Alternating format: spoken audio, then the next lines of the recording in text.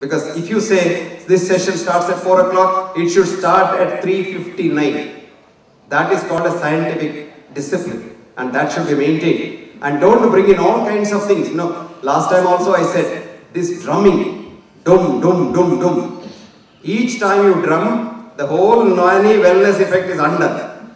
Because noise pollution is the biggest damage for wellness.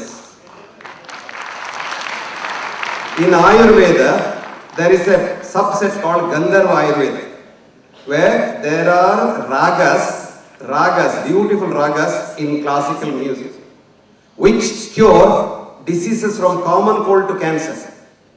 And you can get a particular raga, put it in a CD, there is a company doing that, and according to Gandharva Ayurveda, find out what is your disease and sing that. You can get one of those 2 tapes here and play it as a background music. Not only when people come and go here, but all the time from morning till evening. In the evening, all of you will be healthier.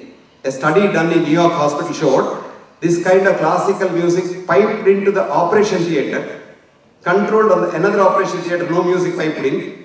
The piped in music theatre patient recovered faster. His anesthesia effect was much better. The surgeon's work was much better. The nurse was more tranquil. And recovery, wound healing was faster, shorter by a week. Can you believe that? That is the effect of music. And the reverse is the effect of rock music.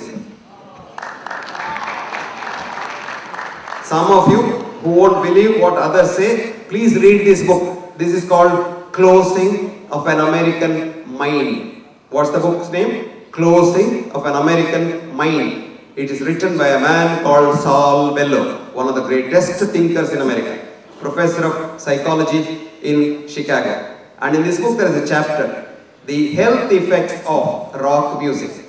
Probably you don't know what's the meaning of the word rock, do you? What's rock music? No, rock is not an English word. Rock is an African word. Rock simply means sexual intercourse. So the beat is such that you lose your emotions in your later emotional married life. And he traces scientifically how the divorce epidemic in America is the result of the rock music of the 60s. What a beautiful study that is. You must study that. You know, our younger generation must know that, because we think anything that comes from the West is Tirtham. It comes from the Shankar. Now there is a tsunami in the West on the corporate world. Very soon that tsunami will hit corporate medicine. And then people will look to India for Ayurveda.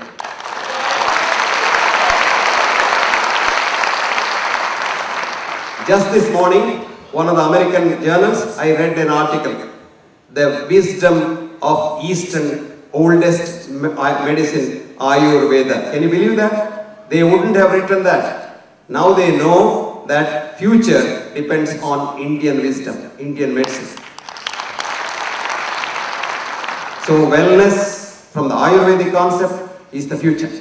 Now, if you want to sell Noni, which I understand is very effective therapeutic tool, you must conduct studies which are acceptable scientifically all over the world, and then you have now very good opportunity, because a new journal has been started, one in London and one we have started here in India, to publish only healing outcomes. It's called, London one is called Cases Journal. If you have, like for example, Leena, if you really study what Leena had and document what she had, which can't be done now because she is fine. If we had done that earlier, and then after giving Noni product, you had re-studied her and documented all that, send it and send it to me. I will get it published in the Cases Journal in London. Or we have a journal which has an editorial board with the Nobel laureates and others. If you see the editorial board, it looks like the who is who in the world of science. And we will publish your case, provided it meets scientific criteria.